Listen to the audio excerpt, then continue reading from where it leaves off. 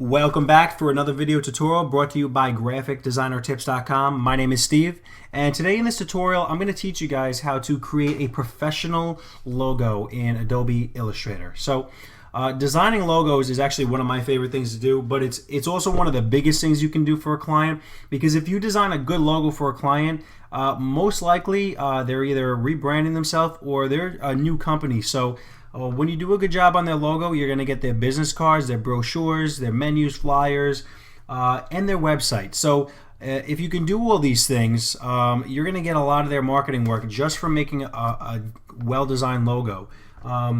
Also, if a logo is well designed and it helps them get their brand out better because it's more catchy and it's more appealing to people, they're going to gain business, your client, and in return you're going to get more work and you're going to get referrals. So doing a good job on this stuff doing a good job on any kind of design is important. So if you look on the screen, you're going to see ABC Company. Now this is just a quick thing I threw together just for this tutorial, and we're going to recreate this real quickly because apparently YouTube only lets us make 15-minute videos now. And I just did this and it was like 20. So I have to redo this, unfortunately, but here we go. We're going to come up here to the top left and we're going to go to rectangle and we're going to make 3 of them. Fix that a little bit. I'm going to fill it with black for right now. Do 1, 2, 3. Okay, and these aren't evenly spaced horizontally, so what I'm going to do is I'm going to select all 3 of these, come up to Window Align, and I'm going to come to this tool right here. It's the Horizontal Distribution tool, and it says from the center point. So these center points on these boxes, these blue dots in the middle, those dots represent where the X and the Y actually cross. So when I click this button right here, it's going to distribute them perfectly even, which it just did. So we're going to come up here. Actually, we're going to move these up a little bit, and we're going to add the gradients in them now. And the way that we do that is, I'm not going to teach you about gradients in this tutorial, but I'm just going to sample the gradients that I already have. All right, and then you're just going to have to look at my other tutorial on gradients. All right, so I just sampled these 3 using the eyedropper tool, which is over here on the left, and you can also get to that by hitting the letter I. So what I just noticed was when I sampled these, my gradients went from top to bottom and now they're left to right. So we're gonna go to the gradient tool, which is also G on your keyboard, and we're gonna click the top and we're going to go all the way to the bottom, and we're just gonna fix the way that the color is going. Okay, so now what we're going to do is we're going to add the lettering on top of these boxes. All right, so we're going to come in here and we're going to go to the type tool and we're going to hit the letter A. All right, hold up. And we're going to make this nice and big, and we're going to fill it with white. Make it a little bit smaller.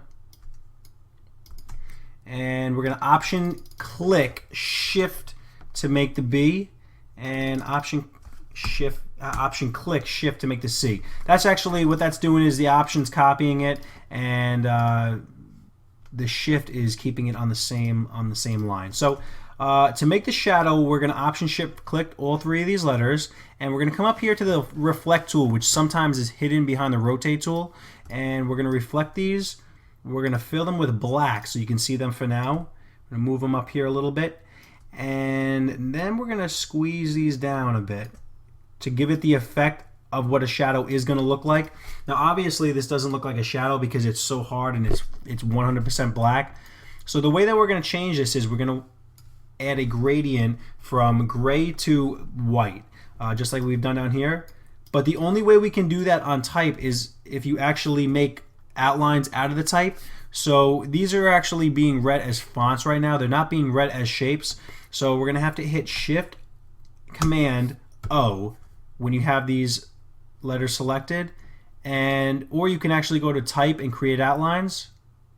All right. So now that when you create outlines, these are actually shapes, you can hit the gradient tool, which is on one side is white and the other side of the gradient is about 20% black, which obviously is a light gray, and we can gradate this out a little bit, just maybe a little bit more, And voila, there is our shadow. That looks like a real shadow.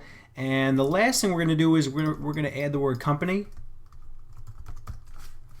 And we're going to track this out about 600. All right, to give it a nice effect. Tracking adds a little bit of space after each letter, and it makes it look nice, especially when you have one word after it, or maybe you have a tagline that's pretty short on like a really long, horizontal type of logo. So that's it, guys. That's how you create a logo, a basic logo, which it looks very professional. And if you have any questions or comments, please let me know and give me ideas for other videos. I do have a bunch of videos coming out, so stay tuned and visit graphicdesignertips.com for video tutorials, freebies, and all the types of cool stuff. All right, guys, peace.